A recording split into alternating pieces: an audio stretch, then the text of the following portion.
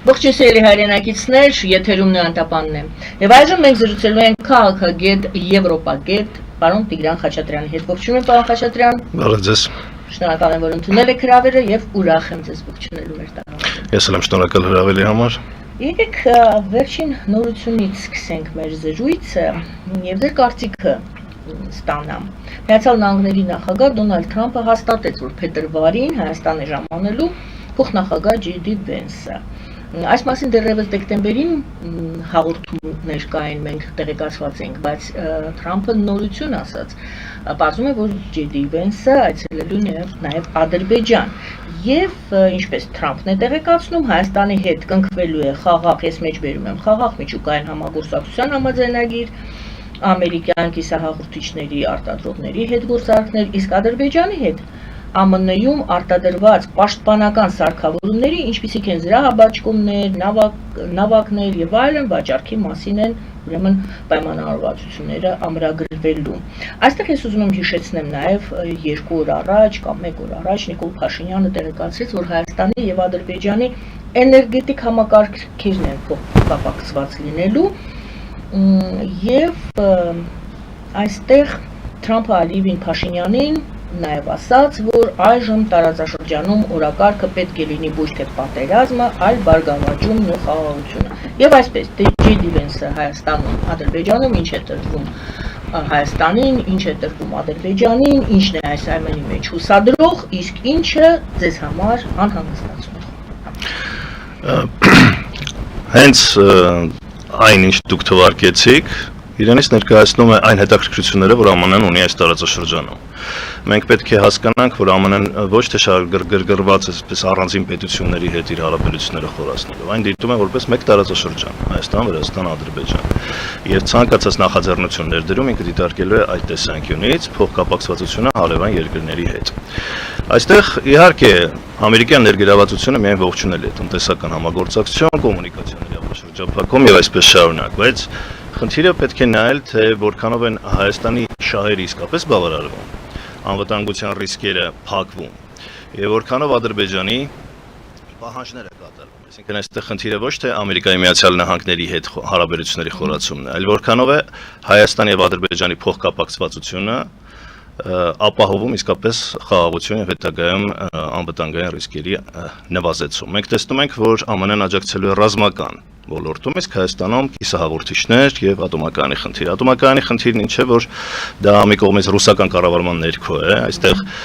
պետք է հասկանալ, որ ԱՄՆ-ի շահերը ենթադրում են փոխկապակցվածությունները հնարավորինս մինիմիզացնել Ռուսաստանից եւ քանի որ ատոմակայանի փակման նաեւ խնդիր է դրվում Թուրքիայի, Ադրբեջանի կողմից, մենք ունենք էներգետիկ անվտանգության խնդիր։ Այսինքն, եթե հարցեր իսկապես փակվեն, որ մենք ոչ թե կախվածություն ենք ունենալու այսուհետ Ադրբեջանից Ռուսաստանի փոխարեն, ողջունել է այդ համագործակցությունը։ Եթե պետք է ատոմակայանը փակվի, միջուկային էներգետիկ համակարգի ինչն էր առաջարկվում, մոդուլային ատոմակայաններ, որոնք դեռևս փորձարկված չեն։ Եթե պետք է փորձարկեն, դա կրկին ռիսկեր է, որովհետև աշխարհում դեռևս հաջողությամբ դրանք փորձարկված չեն։ Հայաստանի համար ցանկալի կլինի, որպեսզի այդ միասնական էներգետիկ համակարգեությունը ինչն է ընդհանրապես միասնական տնտեսական կապեր ինչ են ենթադրում, համատեղ կառավարում։ Այսինքն Հայաստանը իր կառավարումը, եթե պետք է զիջի, օրինակ քեցի շուրջը զարգացումները երևի թե ավելի ակնհայտ է դառնում, թե ինչի շուրջ են, այսինքն Ռուսաստանից վերցնել, եւ եթե Հայաստանը կպահի իրեն որպես ինքնիշխան, շատ լավ է։ Բայց եթե Ադրբեջանն է պետք է մասնակցություն ունենա մեր էներգետիկ կառավարմանը, պայմաններ թելադրի, ծանրաբեռնի մեր էներգետիկ համակարգ եւ հոսանքազրկումները Հայաստանում շատանան, իսկ Ադրբեջանին մենք երաշխավորենք իրենց ապահովություն, այստեղ առաջանում են հարցեր։ Ուզում եմ ասեմ, Հայաստանի շահը ես կասկածամտորեն եմ վերաբերվում, որ վերջնականորեն պաշտպանվում է։ ԱՄՆ-ի եւ միջնորդությամբ Ադրբեջանն ու Թուրքիան թելադրում են իրենց պայմանները։ Ես տեսնում եմ այստեղ նման խնդիր եւ լավ կլինի, որ իշխանությունները բացատրեն, թե ինչ են հասկանում միասնական էներգետիկ համակարգ ասելով, ինչ են հասկանում այդ TRIP-ի մնացած առանձնահատկությունները հաշվի առնելով, որովհետև այն ինչից նրանք բողոքում էին նոյեմբերի 9-ի փաստաթղթից, 9-րդ կետից, որ միջանցք է, այդ 9-րդ կետի ձևակերպումը ուղիղ փոխանցվել է TRIP-ի պայմանագրի մեջ։ Այսինքն բացարձակապես տարբերություն չկա։ Բացի այդպես գրի հիշատակում։ Դու նկատի ունեմ էությունը։ Եթե տարբերությունը ԱՄՆ-ն գար, տայինք Ադրբեջանին միջանցք, թող այդպես էլ ձևակերպեն, ի՞նչն է խնդիրը, որովհետև Նիկոլ Փաշինյանը հիշում եք, ասում էր մենք պատրաստ ենք Ադրբեջանին տրամադրել հաղորդակցություն այնպես, ինչպես Իրանն է տալիս։ Բայց մենք տեսնում ենք, որ սա տարբեր է։ Եթե Հայաստանը կտա հաղորդակցություն այնպես, ինչպես Վրաստանն է տալիս, ես խնդիր չեմ տեսնում։ Միայն ողջունելի է։ Այսինքն ամերիկյան ներդրումներ, միջազգային տրանզիտ, այստեղ հենց դա է խնդիրը, որ սա ոչ թե ազատ տրանզիտի մասին է խոսքը, այլ իրավունքի մեջ գոյություն ունի սերվիտուտ հասկացություն, երբ հարևանը ուզում է կապել օրինակ իր մյուս հողամասի հետ, ես կոպիտ օրինակ եմ ուղղակի բերում, բայց չի չափազանցեցնել, ստանում է քո տարածքով իր ենթակառուցվածքները անցկացնելու իրավունք, օրինակ ենթադրենք ոռոգում է ուզում ապահովել, դիմում է դատարան կամ քո հետ պայմանավորվում է, որ քո տարածքը օգտագործում է իր ոռոգման ցանց անցկացնելու համար, ինքը ներդրումներ է անում, եւ այստեղ հետաքրքիր էր, որ ամերիկյան կողմը բանակցում է ադրբեջանական կողմի հետ, որ համատեղ ներդրումային ծրագիր իրականացնեն, այսինքն Ադրբեջանը ներդրում ունենա այդ ընկերությունում, որը հետագայում ձևավորվելու է։ Եվ այստեղ կրկին հարցեր են առաջանում, հստակություն չկա 74%-ի մեջ հստակ ամերիկյան է դա, եւ եթե ամերիկյանը, օրինակ թուրքական, ադրբեջանական ընկերությունները իրենց հերթին այդտեղ լինելու են, թե չէ։ Սա ապագա ռիսկերի մասին է խոսքը, որոնք փակված չեն դեռևս։ Թրիփի մյուս խնդիրը, որ ես տեսնում եմ, որոնք հասցեագրված չեն, ասում եմ, հստակ առանձնացնենք, հա, այստեղ ամերիկյան համագործակցության մասին չէ խոսքը։ Օրինակ ես ինչն եմ այստեղ պրոբլեմատիկ տեսնում, որ ԱՄՆ-ն կարծես, ինչպես ասացի, տարածաշրջանային տրամաբանությամբ է տեսնում, բայց արդյոք ավելի լավ չէր լինի, որպեսզի Հայաստանի տրվեր իր անվտանգության, որովհետև մենք ճշտամական երկրներ ենք եղել երկար ժամանակ, Ադրբեջանի նկատմամբ չկա վստահություն իր պայմանավորվածությունները կատարելու, մենք դա տեսնում ենք ոչ միայն նոյեմբերի 9-ով, այլ առհասարակ հրադադարի պայմանագրերի եւ այսպես շարունակ։ Հայաստանի մասնաբաժինը պետք է լինի այնպես, Հայաստանի ներկայացվածությունը, որ մեր ինքնիշխանությունը իսկապես հարգվի, որովհետև եթե ԱՄՆ-ն Թրամփի վարչակազմը փոխվեց քաղաքականություն, բայց Հայաստանը արդեն պարտավորություններ է ստանձնել, որ պետք է ապահովի անխոչնդոտ կապ։ Դա ինչ է նշանակում, որ անկախ ԱՄՆ-ի ցանկությունից Հայաստանը արդեն 50-ից 100 տարով ունի պարտավորություն, որը Ադրբեջանը փոխադարձորեն չի ապահովում։ Ասում են փոխադարձ առավելություններ, բայց որոնք են դրանք։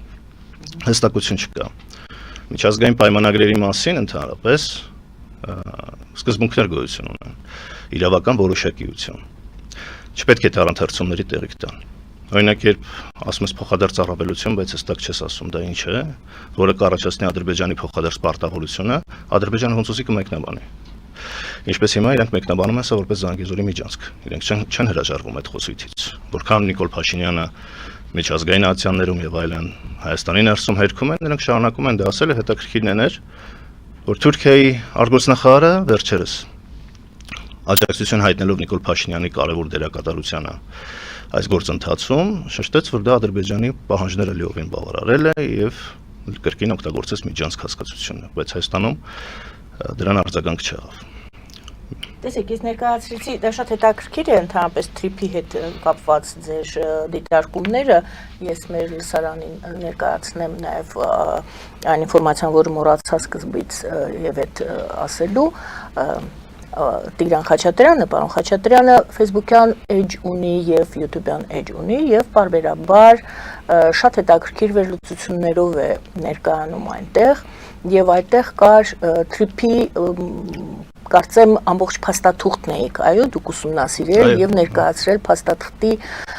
էությունը եւ կետ առ կետ գնացել էիք։ Շատ հետաքրքիր էր այդ ձեր վերլուծությունը եւ դա մենք կանդրադառնանք դեռ Թրիփի հարցերին,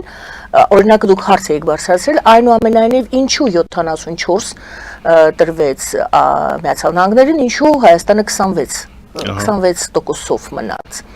Եթե կարող եք դա ներկայացնել։ Արգոստախարար Արարատ Միրզոյանը դա համարեց արդար։ Բայց չբացատրեց թե ինչու է արդար։ Երևի տրամաբանությունը հետևյալն է, որ ԱՄՆ-ն քանի որ ֆինանսական ներդրումներ է անելու, ինքը պետք է նաև շահույթ ունենա, հետևաբար 50 տարում, չնայած գիտեք ինչն է այստեղ հետաքրքիր, որ 49 ավելի ճիշտ տարում Հայաստանը ունենում է 26, հետո եթե երկարաձգվի եւս 50 տարով, ունենալու է 49, այսինքն կարծես Էլի ոչ 50, 51։ Կարծես միտումնավոր եւ դա ես վստահ եմ Ադրբեջանի պահանջն է։ Ես այստեղ գիտեք ինչն եմ տեսնում, որ Հայաստանի իշխանությունը ոչ թե Ամերիկան է խնդիրը, բացարձակապես, այլ Հայաստանի իշխանությունները իրենց շահերը Ամերիկային ճիշտ չեն ներկայացրել, բացատրել անվտանգային ռիսկերը ապագայի։ Քանի որ ընտրություններում վերընտրվելու խնդիր կա, լեգիտիմության խնդիր կա, առիթից փորձել են օգտվել եւ ուրախությունն էլ Հայաստանի իշխանությունների չեն կարողանում թաքցնել, որ սա շանս է վերջապես հայ ժողովրդի ներկայացնել, որ բերվել է խաղաղություն եւ ոչ միայն խաղաղություն, այլև Ամերիկայի աջակցություն, տնտեսական օգուտներ։ Եվ այստեղ շտապել են առանց շատ խորամուխ լինելու, եթե ոչ դիտավորությամբ, հնարավորինս դա անել առանց ռիսկերը հաշվի առնելու։ Լավ չեն բանակցել։ Եթե ամերիկյան ներդրումների խնդիր կա հետ բերելու, թող դա լիներ օրինակ տեսականորեն վարկի տեսքով։ Օրինակ Հայաստանի մասնաբաժինը այնպես լիներ, որ եթե ԱՄՆ-ն պետք է իր ներդրումները հետ վերադարձնի որոշակի երաշխիքներով։ Օրինակ հայ-ռուսական հարաբերություններում, թեև իրենք հենց քննադատում են շատ, գույք պարտքի դիմաց եւ այսպես շարունակ, կարող են հենց Ռուսաստանի հետ սա այս հնարավորությունը օգտագործել, սկսել բանակցություններ, որ ձեր ներդրումները կամ արեք, օրինակ ենթակառուցվածքներում, եթե ոչ, խնդրում եմ փոխանցեք Հայաստանին կամ կիսեք օրինակ ամերիկացիների հետ այդ հնարավորությունները, որպեսզի ամերիկյան ներդրումները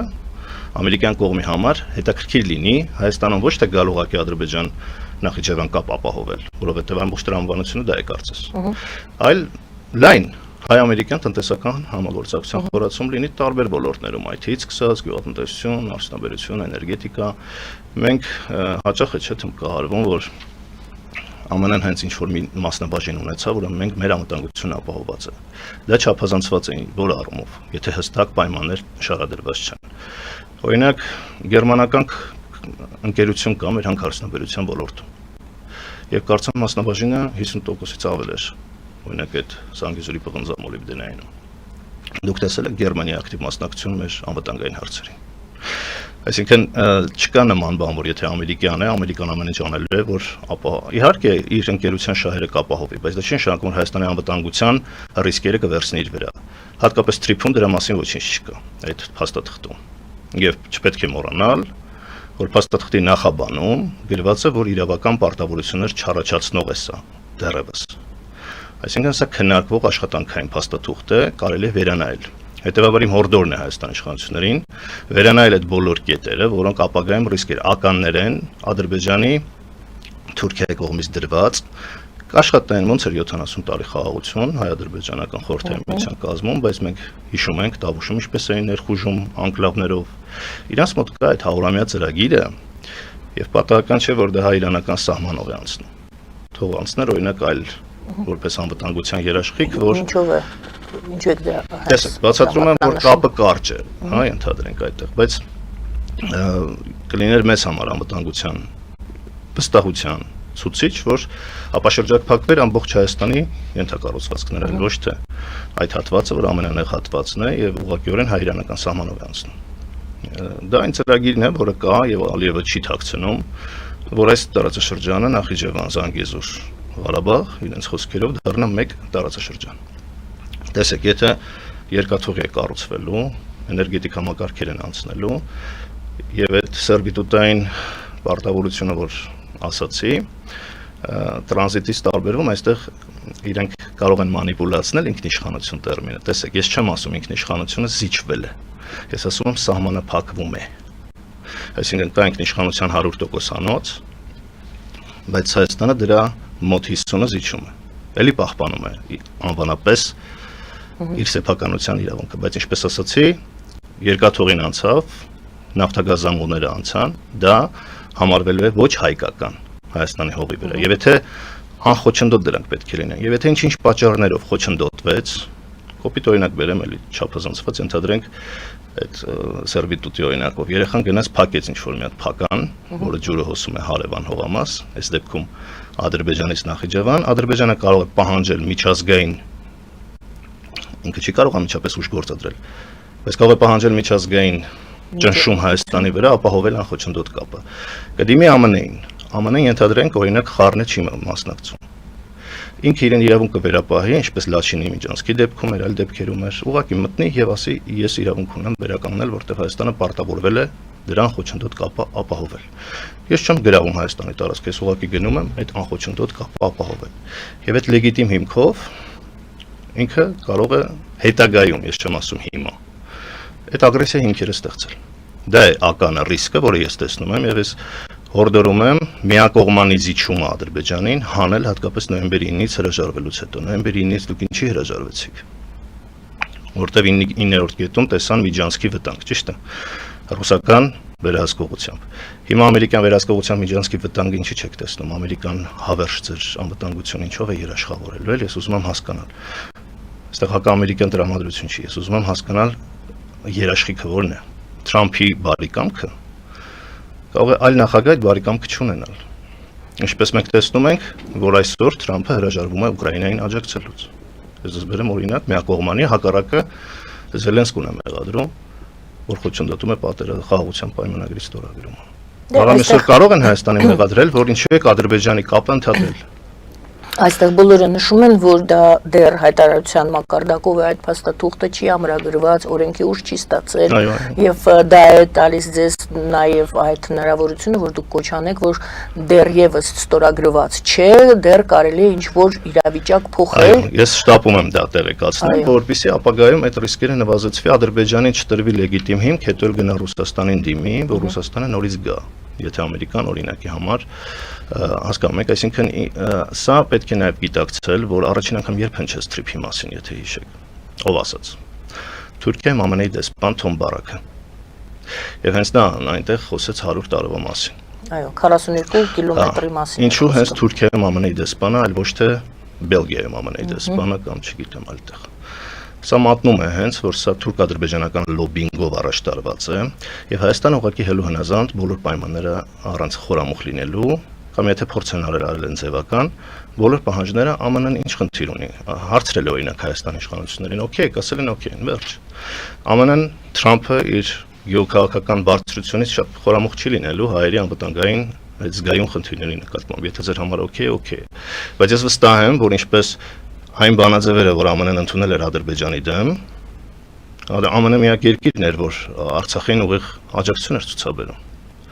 Դա ինչի շնորհիվ էր, որ հայկական սփյուռքի հետ համատեղ Հայաստանի իշխանությունները կարողանում են լոբինգ անել իրենց շահերը։ Այսինքն ամենը խնդիր չունի Հայաստանի շահերը հարգելու, եթե դա ճիշտ ներկայացվի ու պաշտպանվի։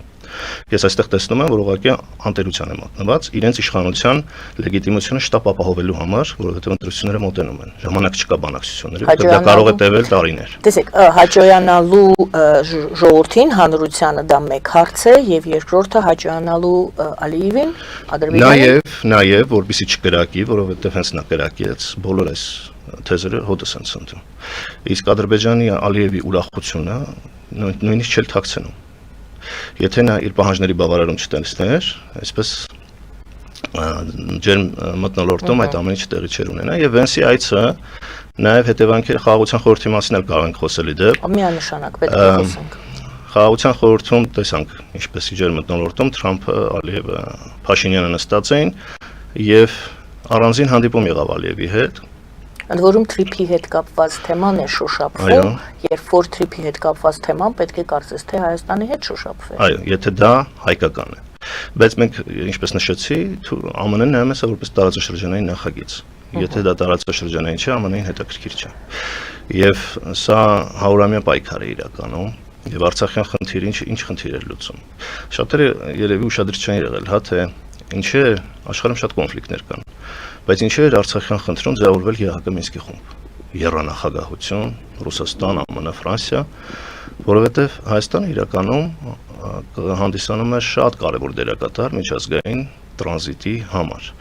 Արցախյան խնդիրը բլոկավորում էր այդ տրանզիտը,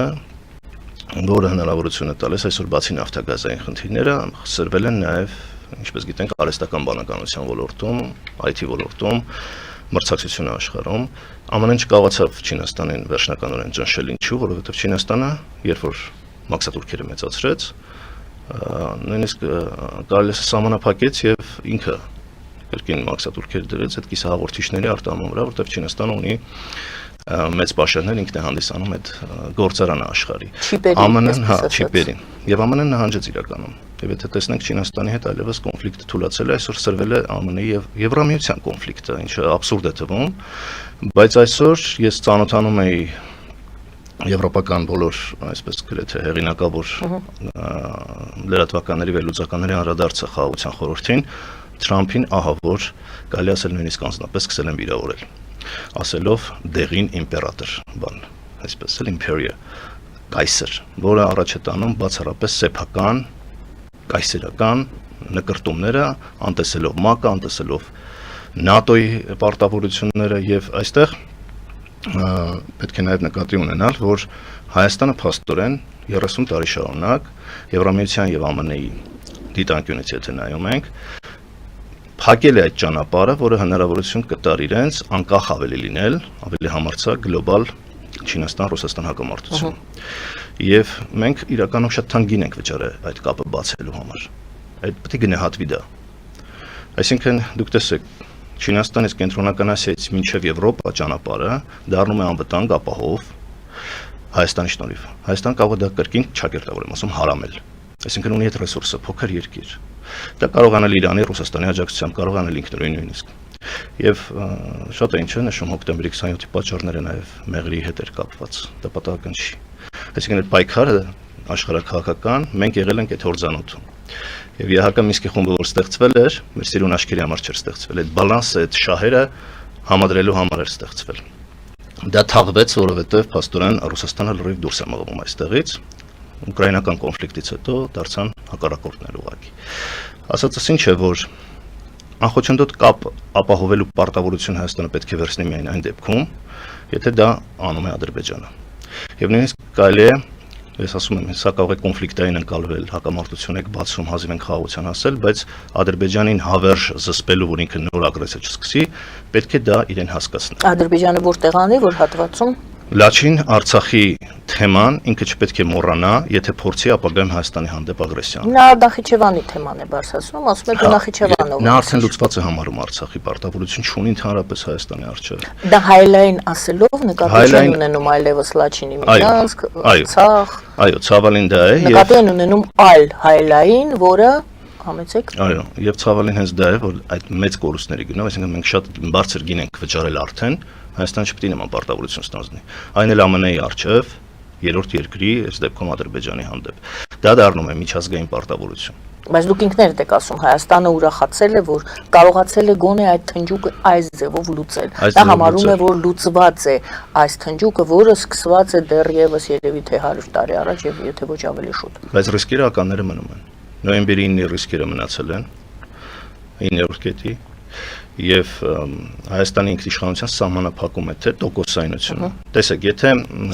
դա վերաբերել օրինակ նավթագազամուղներին, ես բան չունեմ ասելու, օրինակ Վրաստանն իր տարածքով նավթագազամուղներն անցնում են, չունի այնտեղ ինչ որ մասնաբաժին 100%-անոց նվազը, բայց երբ որ վերաբերում է ճանապարհներին, երկաթուղուն օրինակ վրաց ադրբեջանական 50-50 Ինչու է 49 անգամ 100 տարի հետո 49 իմ համար անհասկանալի ընդ որում դա շատ մեծ տարածություն չէ որ ճանապարհները դա երկրի նյարդային համակարգն է Եվ համարում եք արդյոք որ եթե հիմա Հայաստանը ցանկանար ներդրումների համար գումարներ ներքաշել բերել որպեսի ներդրում անել եւ չլիներ 74, ինչպես ասում են, դե 74-ը, որովհետեւ ամերիկյան կողմը այդքան ներդրում է անում։ Չէր կարողանա Հայաստանը բերել այդքան ներդրում, որպեսի իսկապես ներդնել այդտեղ եւ չունենալ 26%։ Կարող էր։ Դե ես դա եմ ասում, որ փորձել չի արվել։ Օրինակ դուք լսել եք լրատվամիջոցներով նման տեղեկություն։ Չկա։ Օրինակ Հայաստանը առաջարկեր վարկային ծրագիր։ ԱՄՆ-ից խնդրել։ Դուք ասացիք վարկային ծրագիր։ Այսինքն, որ կամ ԱՄՆ-ին տրամադրել այլ հնարավորություններ դրա դիմաց։ Հիմա ես խնդրելու եմ դուք այսպես ասացիք, կետերով 2 կետ կամ 3 կետ, ինչ դեռևս դուք առաջարկում եք, այսպես ես հասկանում եմ որ կրկնություն է լինելու, բայց այսպես կետերով ես կուզենայի ասել, որպես ամփոփում այս հատվածի մեր հարցազրույցի։ Կետ առաջին Ադրբեջանի անխոչնդոտ կապը Նախիջևանի հետ ապահովելու պարտավորություն հայ-ամերիկյան փաստաթղթում չպետք է լինի։ Եթե դա լինի, դա պետք է լինի համարժեք Ադրբեջանի կողմից։ Ադրբեջանը նույնպես այնտեղ պետք է նշվի, որ Հայաստանի առջև ունենում է նման պարտավորություն։ Եթե այնտեղ մեզ ասում են Հայաստանի իշխանությունները, որ փոխադարձություն սկզբունք ամրագրվեց այդ փոխադարձ պարտավորություններով, թող դրվի աստղանիշ վերևը եւ տակը բացատրվի ինչ է նշանակում փոխադարձ առավելություն։ Դե կարծեմ նորից եմ կրկնում, Ալիևը այսպես Նախիջևանով դուք կանցնեք, չգիտեմ։ Այո, եւ այստեղ ինչ է ողջավորված բենզին թողում, ցորեն թողում, դա է հենց փոխադարձ առավելություն, որի կարիքը մենք կենսական իրականում չունենք։ Այսինքն որ մտածենք, որ մենք բենզինի կարոտ էինք կամ ցորենի կարոտ էինք, չէ։ Դա առավելություն չի։ Ընդ որում մենք տեսնում ենք, որ գների վրա էլ մեծ հաշվով շատ քիչ է ազդում, որովհետև բենզինի գները օրինակ 2023 թվականին ռուսական այդ սանկցիաների արդյունքում դարձել էր 330 դրամ։ Այսօր 100 դրամով դեռևս թանկ է։ Գոռում են մեծ առաջընթաց է, բայց բենզինը դեռևս թանկ է մինչև եվրոպական շելի մուտքից հետո։ Եվրոպական շելը եկավ ինչու որ որակով բենզին են բերել, հետևաբար թանկ է։ Տեղական շուկան ռուսական բենզինի գինն էլ բարձրացրեց արդյունքում։ Դա գուցե առողջ մրցակցությանը միտվում էր, որ որակ լինի, բայց արդյունքում գները բարձրացան, որական հասկանալի է։ Մի խոսքով իմիտացիա արվեց։ Իմիտացիա արվեց եւ այդ առավելությունը շատ թանկ, այսինքն մենք թանկ վաճառում ենք մեր շահերը Ադրբեջանին, իրականում ցավալին այն է ԱՄՆ-ի լեգիտիմության ներքո, որ խոսալու տեղ չթողնեն, այդ է ցավալին։ Երկրորդ կետը, առաջինը ասացիք, երկրորդ տոկոսայնությունը պետք է հասկանալ ինչու է այդպես, բացատրում են իբր ամերիկյան ներդրումներ, բացատրեք ինչու դա հնարավոր չէր հայկական փողով կամ վարկային միջոցներով։ Մարդիկ նույնիսկ զենք են գնում վարկով, հա, իրենց անվտանգությունը ապահովելու համար։ Սա ինչ խնդիր էր, որ վարկային միջոցներով հնարավոր չէր, Հայաստանը չունի այդ միջոցները արդյոք։ Եթե չունի արդյոք չէր կարելի ժողովրդի սփյուռքի հետ այնպես աշխատել, որ դրա համահավաքով դա ապահովեինք օրինակ տեսականորեն, որպեսզի մեր ինքնիշխանության խնդիրն է սա, մեր անվտանգության խնդիրն է սա։ Բայց դուք սերունդների հարց է սա։ Վտանգ եք տեսնում 100-ամյա խնդիր։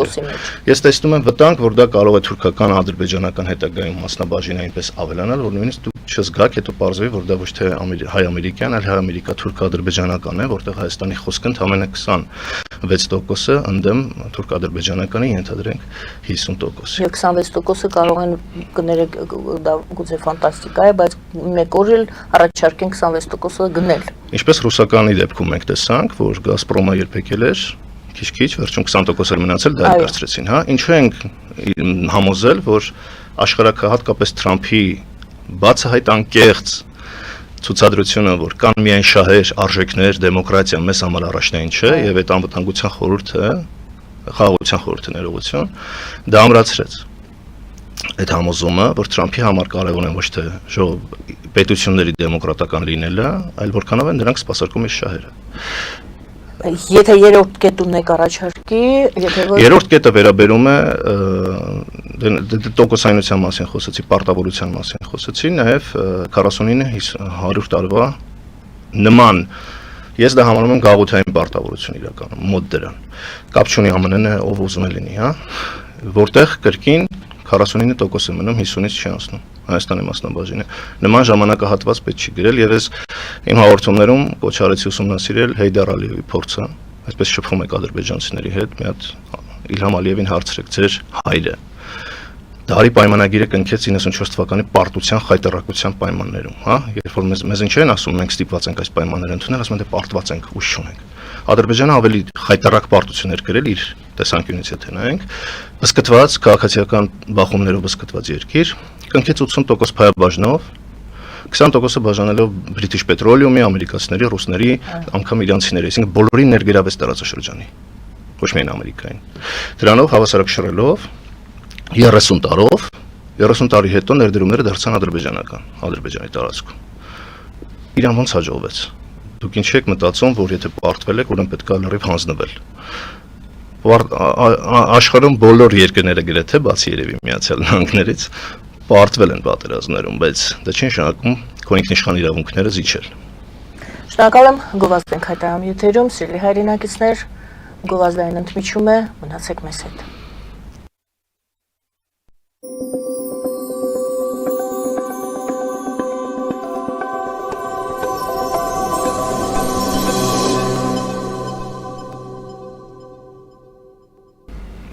Սիրելի հայրենակիցներ, հիշեցնեմ, որ մենք զրուցում ենք քաղաքագետ Եվրոպագետ Տիգրան Խաչատրյանի հետ։ Պարոն Խաչատրյան, այստեղ մենք խոսում ենք եւ թրիփից եւ հայ-ադրբեջանական հարաբերություններից, հայ-ադրբեջան եւ Միացյալ Նահանգներ։ Պարզապես տարակուսանք առաջացրեց Թրամփի լրատվամիջոցները այդ մասին խոսում էին, վերլուծաբանները այդ մասին խոսում էին Թրամփի այն ձևակերպումը, որ հիշում եք, ասած որերորդ անգամ նա հիշեցրեց, որ Պուտինը նրան ասել է, ես չէի կարողանում լուծել, դու ինչպես հաշտեցրեցիր այդ 30 տարվա ուրեմն հակամարտությունը Ադրբեջանի եւ Հայաստանի եւ քեզ դա հաջողվեց, եւ նա ասաց, Թրամփը ասեց, դա առավել կարեւոր էր, քանի որ դա իր տարածքն էր, դա վրիպում էր, թե իսկապես Թրամփը եւ Պուտինը ունեն իմ ու քո տարածքներ եւ արդյոք Հայաստանը եւ Ադրբեջանը տվյալ դեպքում արդեն հարավային Կովկաս են դիտարկում Թրամփի գիտակցության մեջ ընկալմամբ դա Պուտինի տարածքն է մեծ հաշվով կա այդ ընկալումը եւ ներողություն եւ այդ դեպքում թրիփ ուղին դա ինչ է մտնել ներխուժել է Պուտինի տարածք կներեք որ այսպես հարցնում եմ բայց այդպես է ստացվում մենք պետք է մեզ վերաբերող բոլոր հարցերը նայենք գլոբալ կոնտեքստում որովհետեւ հասկանանք Թրամփին չի ասում նայենք Ուկրաինայում ինչ է կատարվում ըստ Թրամփի Թրամփին չի առաջարկում Ուկրաինային դե հիմա Թրամփը ընդհանրապես ռեալ պոլիտիկ է գաղափար այսպես նաև բիզնեսից լինելով ոլորտից ինքը նայում է փաստերին ոչ թե իրավական փաստաթղթերին այդ մասին նա բացահայտ հայտարարեց դե լավ հիմա կորցրել եք Դոնբաս Ղրիմ ճանաչեք ռուսական վերջ դա իր առաջարկը այսինքն սա Պուտինինն է մարդը կարացել է այդքանին հասնի պետք է ընդունել իսկ Ուկրաինայի ես քեզ չեմ օգնի մինչև քո մետաղները թանկարժեք այդ որ կա, ասես Բայդենը ապրծպր կնել է կարտայցյանս համար ծախսել է, ես մի կոպեկ ավել չեմ տա, թե իմ շահը չտեսնեմ այստեղ, այսինքն գնում է գործարքին, ընդհանրապես նաև այդ խաղաղության խորհուրդը ոչ իրավական, այսինքն միջազգային կազմակերպություն չէ, որ ձևավորվեց 19 պետություն ստորագրեց այդ թվում Հայաստանը, դա կարելի ասել քաղաքական ակումբ է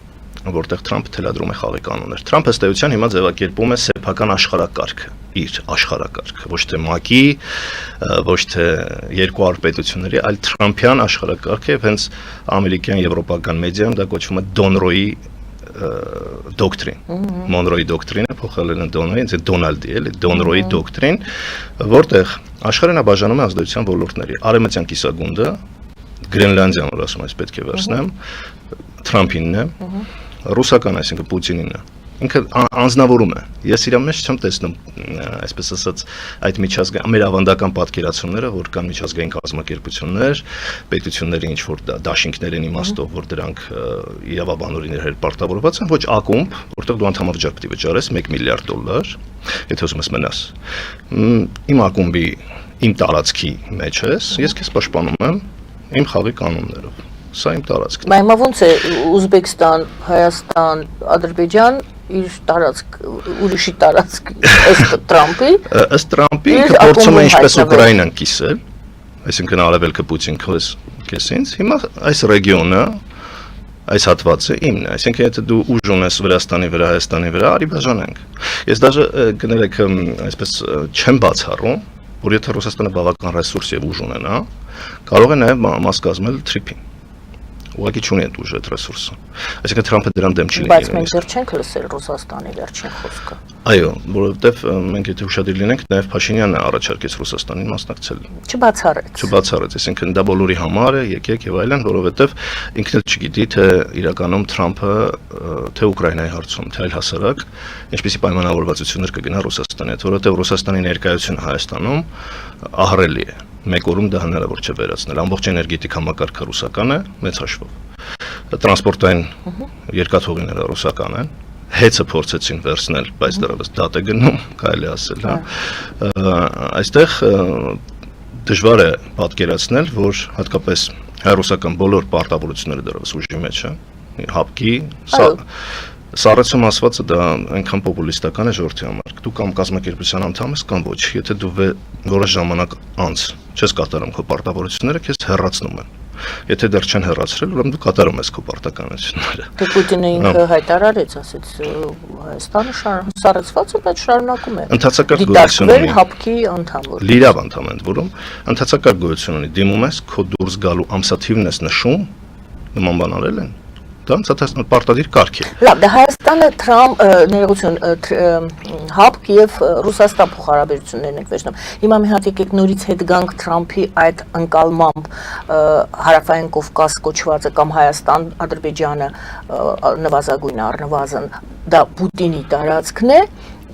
Եթե այդպես է ինչի անում նա Թրիփով այստեղ եւ դրան հաջորդիվ գուցե հենց այդ հայտարարությունից հետո էր որ այդ Սալավիովը եւ Դուգինը տենց արդեն սկսեցին եւ նրանցից հետո արդեն տարբեր մենք ելույթներ ենք տեսնում որ նրանք ասում են գալու ենք վերցնենք դրանք ով են որ անկախ պետություն լինեն իրենց երևակայում են անկախ պետություն Եթե դուք ուշադիր հետևեք ռուսական այդ քարոզների մեջ հղումը Թրամփին առաջնային տեղ է զբաղեցնում այսինքն նրանք լեգիտիմացնում են այդ խոսույթը Թրամփի հայտարարություններով եւ մեծ հաշվով անգամ գիտեք մեր մեդիայում քանի որ հակառուսական քարոզչություն կա ամբողջությամբ նույնիսկ չեն տեղադրում ես օրինակ Դուգինի հայտարարությունը եթե դուք լրիվ կարդաք նա ինչ է ասում որ ասել էր Հայաստանի ինքնիշխանություն չպետք է լինի, բան չպետք է լինի։ Ասում է չկա աշխարհում ինքնիշխան երկիր ընդհանրապես, որը չունի ատոմային զենք, միջուկային զենք։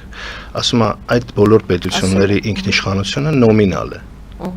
Դա ըստ էության Թրամփի պատկերացումն է այն իմաստով, որ ուժն է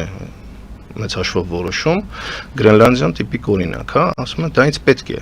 Հիմա դա քոնը չէր, ուզում ես կառնեմ, ուզում ես կգամ զորքով կվերցնեմ։ Դա իմն է, որոշված է իմ համար։ Այսինքն Թրամփը ճանապարհը բացում է, նրանք հետևից գալիս են։ Այո, եւ ասում է, եթե Թրամփը կարող է մտնել ինքնիշխան համարվող հիմա երկրի ղեկավարին առևանգել տանել, ըստ էության դա պատերազմի հայտարարում է առանց կոնգրեսի հավանության, որտեղ պատերազմական գործողությունները անգամ Հայաստանի դեպքում հիշում ենք Փաշինյանը պարլամենտում ելույթ ունեցավ, նոր հայտարարվեց ռազմական դրություն։ Թրամփը առանց նույնիսկ սեփական օրենքները պաշտպանելու կոնգրեսի այդ գործողությանը դիմեց։ Դա հնարավորություն է տալիս թե ռուսներին, թե չինացիներին ասելու, որ եթե այդպես է, մենք էլ մեզ իրավունք պետք է վերապահենք մեր կենսական ազդեցության գոտին, հետ խորհրդային տարածքները վարվենք այնպես, ինչպես բխում է մեր ազգային շահերից։ Հիմա այստեղ սկզբունքի հարց է։ Եթե մենք քարոզչական գործիքներ չենք, եւ մեզ հետաքրքիր է միայն հակառուսականությունը, կարող ենք մենակ այդ ուղղությամբ ցեղ շպրտել իրանց վրա, ասել իրանք սպառնում են մեր անվտանգությանը։ Բայց անվտանգության այդ ամբողջ ճարտարապետության սպառնալիքը արդեն Եվրոպան միությունն է ընդունել, կոնկրետ կոչեր են հնչում, հատկապես Գերմանիայում, Ամերիկայից ձեռքաշել, ստեղծել սեփական միջուկային վահանը Ֆրանսիայի հնարավորություններով եւ պատժամիջոցներ կիրառել ԱՄՆ-ի տնտեսական հնարավորությունների վրա, ստեղծելով սեփական արհեստական բանականություն, որովհետեւ մոտ 70% Եվրամիությունը կախված է ամերիկյան ծրագրային ապահովումից, IT ոլորտում, նույնիսկ ռազմական։ F-35 վերջին սերնդի կորզանիշները ամերիկյան ծրագրային ապահովում այնպես է, որ դա հրապարակեցին այսպես, որ երկուսի կարող է անջատել ուղղակի դրանք չաշխատեն։ Այսօր Եվրոպան իրենց գում է խոցելի,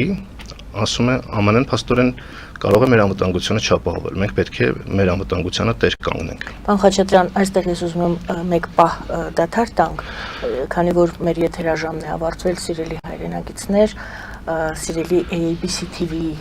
հեռուստադիտողներ, ես ձեզ հրաժեշտ եմ տալիս եւ ինչպես նման դեպքերում լինում է, ձեզ հորդորում եմ շարունակել դիտել մեր այս ուղիղ հեռարձակումը, մեր հարցազրույցը Նորանտ Ապանի այլ հարթակներում, մասնավորապես մեր Patreon-ում եւ մեր YouTube-յան ալիքում, որով շարունակվում է այս հեռարձակումը։ Ձեզ հրաժեշտ եմ տալիս, մնացեք բարով։ Պարոն Խաչատրյան, մենք ունենք հեռախոսազանգ, ես կուզենայի ընդունել այն եւ շարունակենք մենք զրույցը։ Ալո, լսում եմ ձեզ, բարև ձեզ։ Բարև ձեզ, Տիկին Արաքելյան, բարև ձեզ, պարոն Խաչատրյան, ողջունում եմ ձեզ հեռավոր գլենդելից։ Պարոն Խաչատրյան, ես համաձայն եմ, որ ձեր իշխանությունները բավարար չեն պաշտպանում Հայաստանի շահերը, բայց հարցս Ամերիկայի շահերի մասին է Հայաստանի հետ կապված։ Դուք նշեցիք, որ Ադրբեջանը եւ Թուրքիան ԱՄՆ-ի միջոցով սպասարկում են իրենց շահերը։ Ես համոզված եմ, դուք հայրենասեր մարդիկ պարզապես նշեն, որ դա լիովին համապատասխանում է ռուսական նարատիվի։ Հիմա իմ հարցի նպատակը բարձր այդ նարատիվը ճիշտ է թե չէ։ Այն որ ԱՄՆ-ն 75-25 է անում, դա չի նշանակում դեռ որ սպասարկում է Ադրբեջանի շահերը։ Դա նշանակում է միգուցե որ չի վստահում ձեր երկրին, քանի որ դուք ինչպես շատ լավ նշեցիք, դեռ Ռուսաստանի դաշնակիցն եք հակում եւ ԵԱՏՄ-ում։ Այսօր հիմա հարցը Պարոն Խաչատրյան, տեսեք, երեք այդ հարցը թե արդյոք սպասարկում է ԱՄՆ-ի միջոցով Ադրբեջանի շահերը։ 3 տարի առաջ դուք գործում եք ջերմուկը, 3-4։ Ինչ արևմուտքը խառնվեց, չի եղել գետնեք ներխուժում։ Եվրոդիտորդները, հիմա էլ Թրամփը, նրանք կարող էին դա թույլ տալ։ Թրամփը կարող էր դա դարձնել թուրքական, թուրք-ադրբեջանական, ադրբեջան-ամերիկյան նախագիծ, բայց դա չարեց։ Առաջին հարցը, եթե Ադրբեջանը լիովին ստանում է ամեն ինչ, ինչու Թրամփը չտվեց կամ ամերիկան չտվեց, որ պարզապես Ադրբեջանը գրավի այդ տարածքը, եւ երկրորդ, եթե Ադրբեջանը ստանում է ամեն ինչ, ինչու նա չի դեռ ստորագրում, միգուցե դա նշանակում է, որ նա լիովին չի ստացել ինչ որ ուզում է։ Շնորհակալություն։ Շնորհակալություն։ Շատ շնորհակալ եմ լավ հարցերի համար, հերթով պատասխանեմ։ Թրամփի վարչակազմը ելնում է այն կանխադրույթից, թե իրերի դրությունը ինչպես է հողի վրա։ Մենք պետք է հասկանանք հետևյալը. երբ դադարեց Ադրբեջանի ագրեսիան, երբ եվրադիտորդները եկան Հայաստան, Ադրբեջանը այլ հարձակումներ է գործել եվրոդիտորդների ներկայությամբ։ Ադրբեջանական հարձակումները դադարեցին, ես դա կարող եմ նույնիսկ եթե առիթ լինի Facebook-յան էջում տարածեմ, որպեսզի ամսաթվերով մենք նայենք երբ եկան եվրոդիտորդների գալը չկանգնեցրեց Ադրբեջանին, Ադրբեջանին կանգնեցրել է Նիկոլ Փաշինյանի համաձայնությունը ճանաչել Արցախը Ադրբեջանի կազմում, Պրահայում, դրանից հետո է դադարել ադրբեջանական ագրեսիա, այսինքն բուն եվրոդիտորդների գալը չի կասեցրել, այլ Նիկոլ Փաշինյանի ճանաչելը Արցախը որպես Ադրբեջան, եւ եթե Ամերիկայի Միացյալ Նահանգները եվրոդիտորդների եկան այդ ճանաչելուց հետո ներողություն, Արցախը այդ թվում ճանաչել Ադրբեջանի կազմ եղել է եվրոդիտորդների գալուց ահագին հետո, մի քանի ամիս հետո։ Տարբերություն կա այդտեղ էլ։ Ես չեմ նվազեցնում Եվրոդիտորդները եկան դրանից մի քանի ամիս հետո 23 թվականի հունվարին, այդպես չէ։ Չէ, Նիկոլ Փաշինյանը երբ հայտարարեց Արցախը, այդ թվում ճանաչում ենք Ադրբեջանի կազմում, դա եղել է եվրոդիտորդների գալուց մի քանի ամիս հետո։ Ես կարող եմ Facebook-յան էջում ամսաթվերով ցույց տալ հրապարակումները մամուլի, կհամեմատեք կտեսնեք։ Ես չեմ նվազեցնում եվրոդիտորդների 2 թվականի հոկտեմբերին չէր, պարոն Խաչատրյան։ Տեսեք, եվրոդիտորդները երբ են եկել։ Ես ամսաթվերը անգիր չեմ հիշում, հրապարակեմ, ես վստահ եմ, ես նայել եմ, էլի ստուգել եմ, բայց անգիր չեմ հիշում։ Իսկ Նիկոլ Փաշինյանը երբ է ճանաչել Արցախը Ադրբեջանի կազմում։ 22 հոկտեմբերին Պրագայում։ Եվ եվրոդիտորդները երբ են եկել։ 23 հունվարին երևի Պրագայից հետո։ Եվրոդիտորդների դերը։ Այո, ես չեմ ուզում միջամտել ձեր խոսակցության մեջ։ Դա մենք կճշտենք, Պրահայում ընդունվել է հայտարարություն, բայց Նիկոլ Փաշինյանը Հայաստանի Հանրապետությունում է հայտարարել, այդ թվում ճանաչում ենք Արցախը Ադրբեջան։ Ես Պրահայից հետո տևել է մի քանի ամիս այդ գործընթացը։ Այստեղ ժամանակը գնում է, ներող եղեք, այստեղ նվազեցնելու եվրոդիտորդների դերի նվազեցնելու թեման է հիմա քննարկվում։ Չէ, հենց դա եմ ուզում ասել, ես ուզում եմ որպեսզի ճշմարտությունը ընկալվի այն առումով։ Հերոստատիտողը ավելի շատ ուշադրություն դարձրեց ձեր այն հայտարարությանը, որ ամերիկյան այս ծրագիրը լիովին բավարարում է կամ արված է թուրք-ադրբեջանական ծրագրի օգտին։ Ես դա եմ ուզում։ Հիմա այդ թեման է։ Ես ասում եմ, քանի որ Հայաստանը համաձայնվեց Ադրբեջանի պահանջներին, Ամերիկան այլևս ինչ պետք է աներ։ Միացյալ Նահանգները դերակատարում չունեին Ադրբեջանի ներխուժումը կանգնացնելու։ Հայաստանի պահանջները ընդունելն է դեր կատարել, ես դա ուզում եմ։ Բոլորը դեր կատարել են, բայց եթե Հայաստանը շարունակեր պնդել այն ինչ որ Ադրբեջանի համար անընդունելի է, կոնֆլիկտը շարունակվելու էր, որովհետև եվրոդիտորդների դեմ հարձակումներ Ադրբեջանի,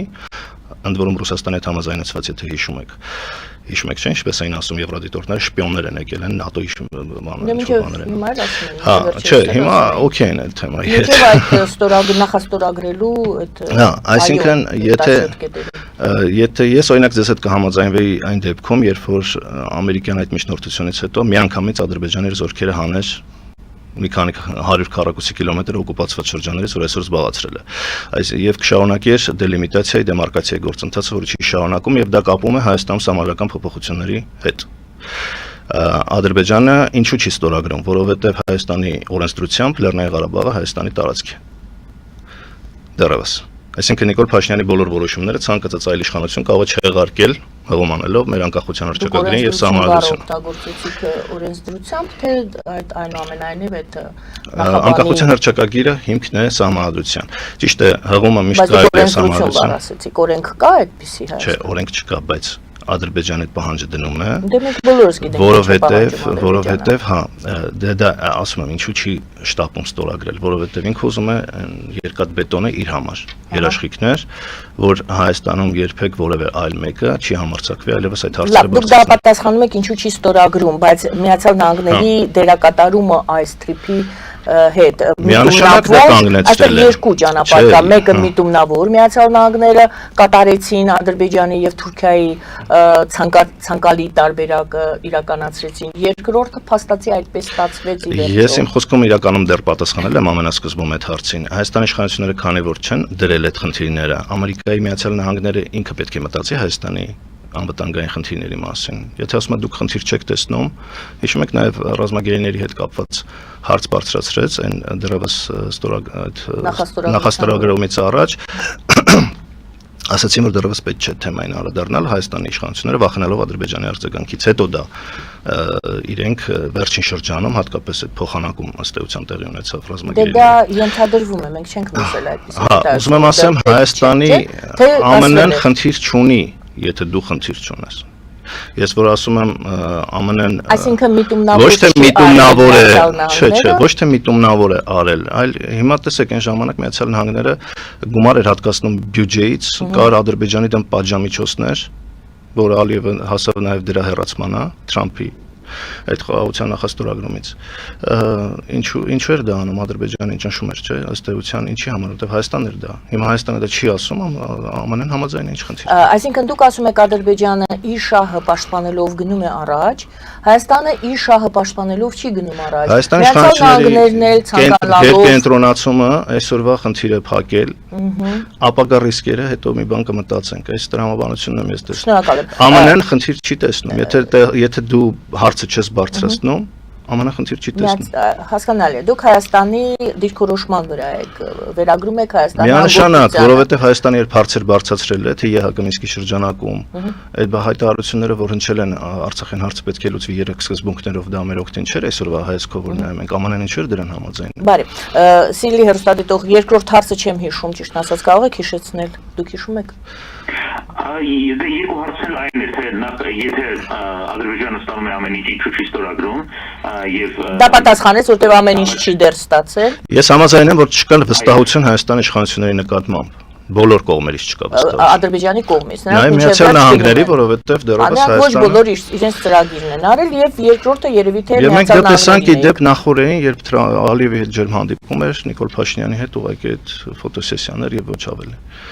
Բարի։ Եվ առաջին հարցը այն էր, թե ինչու եթե ԱՄՆ-ն սպասարկում է Ադրբեջանի շահերը,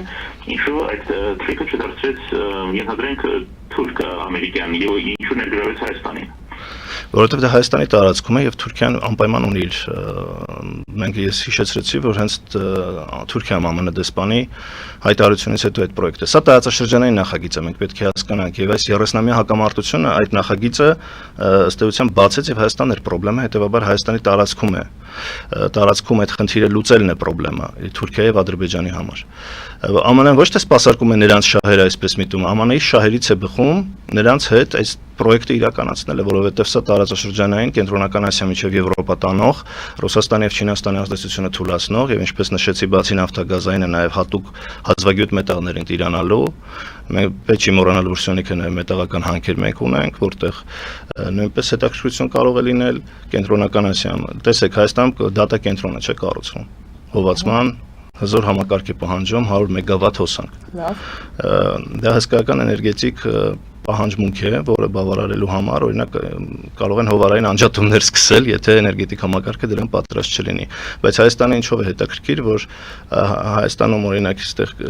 Երևանում կարող է լինել +30 Արագածի վրա կամ այլ տարածաշրջաններում ամբողջ տարի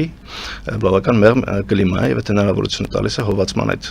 տեխնոլոգիաները իրականացնելու եւ լոգիստիկ առումով Կենտրոնական Ասիայից Ուզբեկստանից այնտեղ էլ կան հատուկ այդ մետաղները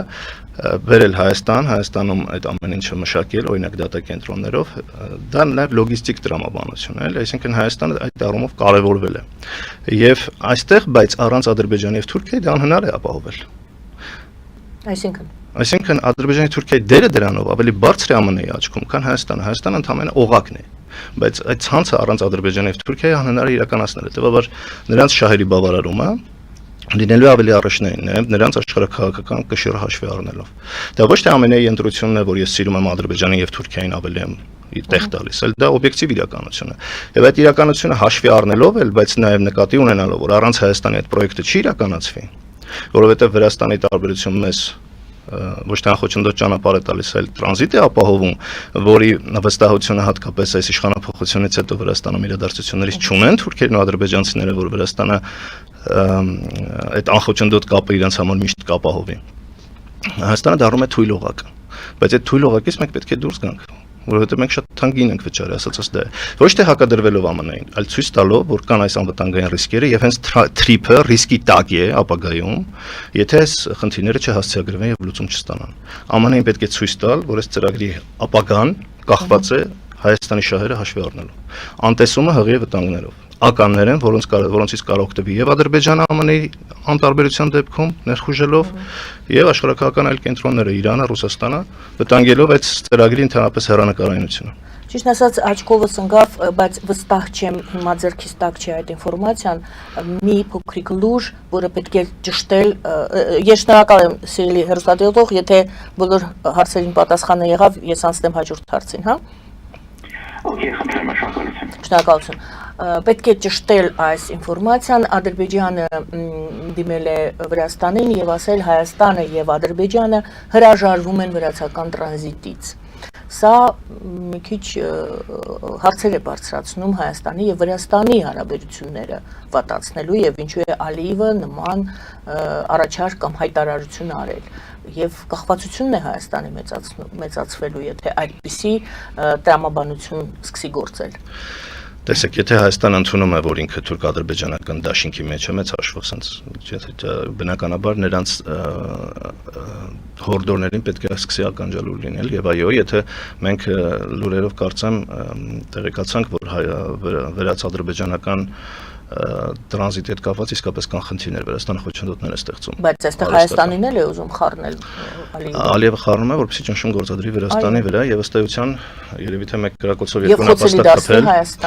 Դե Հայաստանը այս դեպքում արդեն խոցել է իրեն դարձրել, Հայաստանի իշխանությունները դարձրել են իրենց քմահաճույքների զոհը։ Եթե Ադրբեջանի տակտիկան հետեւյալը կարող է լինել, Հայաստանին թե ավելի սեղմել, կոպիտ ասած, թե Վրաստանի վրա ճնշում, որ ավելի վերանային նաև իրենց պայմանագրերը, ինչպես նշեցի 50-50 է, որոշ տեղերում տրանզիտի համար վճարում են, անխոչնդոտ կապ որպես այդպեսին, Վրաստանը չի պարտավորվել, եւ այս դեպքում Հայաստանը այս թուլությունը, գիտեք, միշտ վտանգը բերում է հնարավորություն։ Ես ցանկացած վտանգի դեպքում Հայաստանի հետ կապված տեսնում եմ հնարավորություն։ Այստեղ իշխանությունների կամքն է եւ խելացիությունը, հեռանկարայնությունը օգտվելու։ Այս դեպքում սա շանս է, որպեսզի հայ-վրացական հարաբերությունները ավելի ամրապնդել, փորձել Ադրբեջանին զսպել, ինչու ոչ ներքաշելով նաեւ Իրանին։ Եվ նաեւ բանակցային խաղակարդ օգտագործել հիմնավորելու, թե ինչու պետք է Հայաստանը չպարտավորվի 100 տարով անխոչնդոտ կապ ապահովելու, մենք տեսնում ենք դրա հետևանքները։ Վաղ միսօր տարածաշրջանի ամբողջ անվտանգային համակարգը կարող քանդվել։ Իրոք քանդվել Վրաստանը, եթե լրիվ ինչքան Ադրբեջանը սեղմի Թուրքիայի հետ միասին, այնքան կուղի դեպի ռուսական ուղղություն եւ մեր օթերը կոպիտ ասած այս առումով ռիսկեր են առաջացնում եւ դա վտանգելու են այլ թրիփի հեռանկարայնություն։ Հետագայում կարող են ավելի ոնց ռուսներին, հիշում եք, ռուսներն էլ Հայաստանում էլ ասում էին Ռուսաստանը որ մտավ դուրս չի գա կյանքում Ղարաբաղից, որտեվ իրանք դաշնակիցներ են։ ոնց էր հակառուսական քարոզությունը մի ժամանակ հիշում եք, որ Ռուսաստանն ու Ադրբեջանը դաշնակիցներին եկել են հայերին ոչնչացնեն եւ այնտեղ էլ միշտ մնալու են։ Ալիևը շատ հանգիստ հեռացրեց։ Ինչ է ձեզ թվում, որ Ալիևը այսպես խելքեթում է կամ Թուրքիա խելքեթում է, որ Ամերիկային միշտ այստեղ թողնեն։ Ինչի՞ ձեզ չի թվում, որ կարող է մի պահ իրենք ազատ զգալով Ամերիկային էլ հեռացնել։ Հատկապես որ ամերիկացիները առաջնորդվում են այն սկզբունքով, որ եթե իրենց հիմնական խնդիրները բավարարվի, իրանք խնդիր չեն տեսնում դաշնակցային պարտավորությունների։ Ոչ Ուկրաինայի, ոչ Եվրամիության առջև։ Այդ ռիսկերը պետք է կառավարել, դրա համար եմ ասում։ Բանակցություններում պետք է Հայաստանի այդ շահերը հասցեագրվել, թե չէ մենք խոցել ենք։ Բայց դրա հետ մեկտեղ դուք ասում եք, որ բոլոր այդ կետերը, որոնք դուք մատնանշեցիք, այդտեղ բոլոր տեղերում դեռևս հնարավոր է ճիշտ հնարավոր է, որովհետև պայմանագիր չէ դեռևս իրավական ուժ ունի, եւ բացի դրանից, եթե անգամ ինչ-որ բան նախաստորագրվել է, գոյություն ունի, ճիշտ է, Թրամփը չի ընդունում ՄԱԿ-ը եւ այլն այսօր, բայց գոյություն ունեն կոնվենցիաներ ՄԱԿ-ի, օրինակ միջազգային պայմանագրերի չեն լուծարվել, հա, դրանք սկզբունքներ կան, չի կարելի ինքնիշխան երկրին ստիպել 100 վասալային գաղութային պարտավորություն։ Դա չի բխում ՄԱԿ-ի կանոնադրությունից։ Շնորհակալ եմ, անպայման ուզում եի խոսենք նաև այդ Դավոսում տեղի ունեցածի մասին, Հայաստանի Ադրբեջանի ղեկավարները, ինչպես դուք էլ նշեցիք, բոլորս գիտենք, նրանք Դավոսում միացան այդ Միացյալ Նահանգների Թրամփի մասնավորապես առաջարկած այդ խաղաղության խորհրդին, իսկ եվրոպական երկրները, ինչպես գիտենք, բոյկոտել են դրանք։ Հիմա Հայաստանը հայտնվել է մի միավորման մեջ, որտեղ կա Պակիստան, մենք խոսում ենք հայ ներողություն Հնդկաստանի հարաբերությունների մասին, ֆրանսիական հարաբերությունների մասին, իսկ ստեղ բոլորս գիտենք ինչ ցանկ է, ինչ ցուցակ է հրապարակվել, ովքեր են մտել եւ այստեղ հարց, ինչին էր պետք Թրամփին այդպիսի երկրներ, ինչին է պետք Հայաստանին միանալ, Հայաստանը հնարավորություն ուներ ասելու ոչ, թե Հայաստանի համար շատ ձեռնտու է, որովհետև կարծիքները շատ են տարբերվում, իրարամերժ կարծիքներ են, ոմանք ասում են դա հրաշալի էր, մանավանդ այդ լուսանկարները Թրամփը նայում է առաջ ոգևորվում էին, որ Պուտինն է, չգիտեմ, Քոչարյանին զանգահարում, շնորհավորում ծննդյան օրվա կապակցությամբ, Պուտինն է լավ նայել, հովանոց է բացել, հիմա Թրամփն է նայում Փաշինյանին, ոգևորություն մի կողմից, դեր փոխելու ավելի շատ հոգեբանություն մի կողմից, այո, ոգևորություն, որ Հայաստանը այդպիսի բարձր ատյաններում է գտնվում, ամբիոններում է գտնվում, մյուս կողմից մեծ վտանգ են տեսնում Հայաստանի համար այդտեղ հայտնվելը։ Ձեր կարծիքը։ Ես վտանգ չեմ տեսնում, բայց ես տեսնում եմ գործիք դառնալու PR-ի Թրամփի անձնական PR ապահովելու համար, այսինքն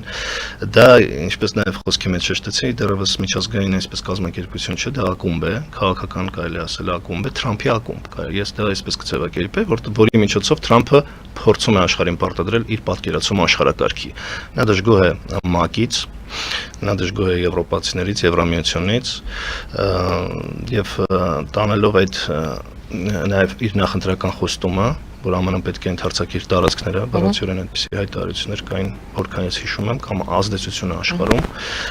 Ըստ էության նա իրականացնում է իր նախընտրական ծրագիրը ժողովրդին տրված եւ միաժամանակ այդ դոկտրինը, Դոնրոյի դոկտրինը, որը նշեցի։ Հայաստանը ինչ է դրանից ստանում։ Հայաստանը, այսինքն մենք պետք է Հայաստանը եւ Հայաստանի իշխանությունները փորձենք միշտ տարանջատել։ Ասում եք կարող է Հայաստանը ասել ոչ։ Հայաստանը կարող է ասել ոչ, բայց Հայաստանի այսօրվա իշխանությունները չեն կարող ասել ոչ, որովհետեւ դա կնշանակի ըստ էության բոյկոտել Թրամփին, ում համարում են խաղաղություն բերող հայ-ադրբեջանական եւ երաշխավորը մեր այս նոր համակարգի անվտանգության։ Չէր կարող Նիկոլ Փաշինյանը ուղղակի չգնալ, բայց մեր ժամանակ Փաշինյանը համարում է, որ Միացյալ Նահանգներն են երաշխավորը Թրամփը, որովհետեւ Միացյալ Նահանգների այդ եմ ասում, մենք պետք է նաեւ ինչ-որ ժամանակ փորձենք տարանջատել ղեկավարներին երկրներից, որովհետեւ հենց Թրամփի օրինակով տեսնում ենք, որ Բայդենի օրինակով տեսնում ենք, որ տարբեր են մոտեցումները։ Բայդենը ամեն ինչ տալիս էր Ուկրաինայի հաղթանակի համար, Պուտինին անձնապես վիրավորում, Թրամփը այսօր Պուտինին հրավիրում է այդ ակումբ, Պուտինը պատրաստ է Ուկրաինա կիսել, եւ պատկերացրեք ուկրաինացիների վիճակը այսօր իրենց տեսանկյունից նայենք, այսինքն մենք տեսնում ենք, չէ, իրականությունը կա։ Ինչու մենք չենք պրոյեկտում սցենարներ մեր համար, որ կարող է նաեւ դա մեզ հետ պատահել։ Նիկոլ Փաշինյանի պարագայում մերժել չէր կարող, Հայաստանը կարող է իր անվտանգային այդ հնարավորությունները լինի իշխանությունների նկատմամբ ճնշում, հասցեագրելու։ Պետք չէր, չեմ կարծում, որ պետք էր այս պարագայում, բայց լերը մուկ ծնեց, ինչպես ասում են, Թրամփը ասում էր, որ 50 երկիր հետաքրքրված է, պարզվեց 19-ն ստորագրել, Եվրոպայից ընդամենը Բուլղարիան եւ Հունգարիան։ Մենք էլ գիտենք դա մոտավորապես, որ ինչպեսի Եվրամիության հետ ինչ հարաբերություններ ունեցող երկրներ։ Խոսքով վտանգ դեռ գոնե դրա այդ իրավական հետևանքներ, որպես այդպեսին չկան, դա ես Հնդկաստանին եւ Ֆրանսիային մատնանշեցի։ Մենք ընդամենը ոնց որ ասած իմիջային խնդիր ենք այստեղ տեսնում եւ փաստացի եթե Թրամփը Եվրամիությանը համարում է խնդիր սպառնալիք, մենք փաստորեն տեղավորվում ենք Եվրամիության դեմ նույնն էլ եվրոպական երկրներն են Միացյալ Նահանգները արդեն սպառնալիք համարում իրենց։ Մենք ուրեմն մեզ տեղավորում ենք այդ համակարգում։ Որտեղ։ Հիշում եք ինչքան են զաղրում, երբ Հայաստանը կողմ էր քվեարկում Ռուսաստանի բանաձևերին, որին միանում էին աֆրիկյան երկրներ, Բելարուս, չգիտես, այդպիսի երկրներ, հիմա մենք փաստորեն նման մի կարգավիճակում ենք այս ուղղությամբ եվրոպական ընտանիքից մեզ ինչ-որ իմաստով դուրս ենք դնում եւ դա հակասում է, այո, եվրոինտեգրման այն կուրսին, որը ասվում է, այս դեպքում գոնե եվրոպացիների հետ պետք է համաձայնեցնել։ Իսկ եվրոպացիները տարբեր հիմնավորումներ են բերել,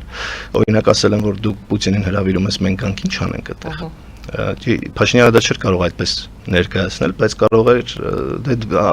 Ադրբեջանը եթե չգնար, Փաշինյանը կարող չգնար։ Այսինքն միակ պատճառը դա կարող է։ Ալիև ու Փաշինյանն է։ Այո, ստացվել է այսպես անբաժանելի զույգ են, եթե Ալիևը մերժեր, Փաշինյանը կարող է մերժել։ Թրամփի համար անբաժանելի զույգ են եւ ընկերներ են, նա հրապարակային հայտարարեց ընկերներ են, ձևակերպեց իր ընկերների շրջանակը, Պակիստան, Սաուդյան Արաբիա, որոնք աշխարհի ամենա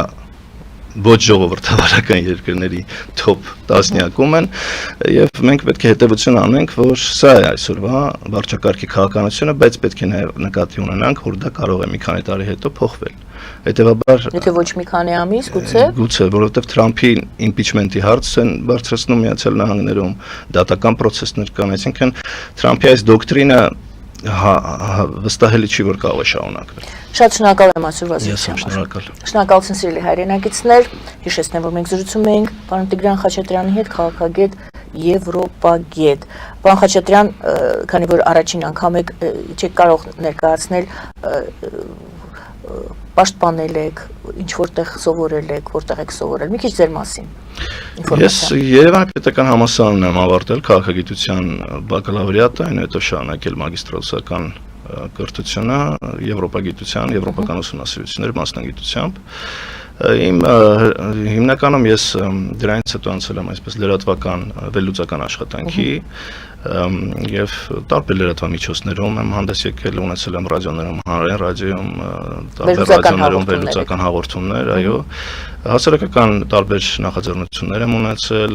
օրինակ բնապահպանական թեմաներով, նաեւ սեփական արտադրության ֆիլմեր եմ փորձել բարձրացնել Սևանի հիմնախնդրի կարևորությունը մեզ համար։ Դա մի առանձին թեմա է, ես այդ հենց 20 թվականի պատերազմից հետո այդ ֆիլմը չնայած ակտուալ չէր այդ ընդհանուր մթնոլորտում, բայց ցույց է տալիս նկատի ունեմ այդ Արցախի բոլոր այդ խառը վիճակներն էր եւ դու ինչ որ Սևանի, բայց հենց դա էի ուզում բարձրացնել, որ եթե մենք չսիրենք չգնահատենք մեր հարստությունները, իսկ Սևանը նաև քաղցրամ ջրի հսկայական պաշար է, մենք չպետք է մեզ թերագնահատենք, որ թույլ երկիր ենք։ Թույլ երկիր լինենք, աշխարհի հզորներին 30 տարի մեր դռանը չենք կապի։ Նիկոլ Փաշինյանը համարում է, որ Արցախով էին մեզ կապել Ադրբեջանի դռանը, բայց ինձ թվում է մենք Արցախով աշխարհին էինք կապել, ինչ որ իմաստով մեծամտություն չհնչի, եւ նաև Ադրբեջանին էինք կապել։ Գիտեք ինչն է հետաքրքիր, որ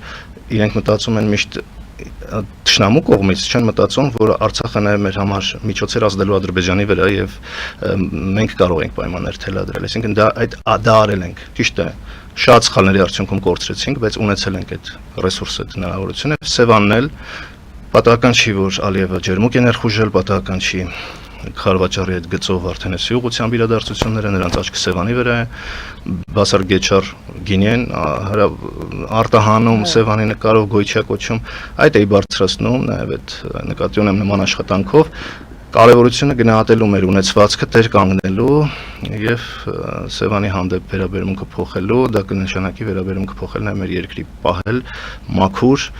խնամքով, որտեղ դա կարող է մեր նավթը դառնալ ապագայում եւ նոր պատերազմների ճգնաժամերի պատճառ դառնալ։ Շնորհակալ եմ։ Սխալները բոլորն են անում, բայց ոմանք նաև սխալների ուղում են անում։ հույս ունենանք, հույս ունենանք որոշ սխալները քաղաքական կոնյունկտուրայից այդ քարոզչական կլիշեներից դուրս գալ եւ մտածել երկրի հեռանկարների մասին։ Շնորհակալ եմ։ Շնորհակալություն սիրելի հայրենակիցներ, զրուցվարում եմ ես Գայանե Արաքելյանս։ Բարին ձեզ։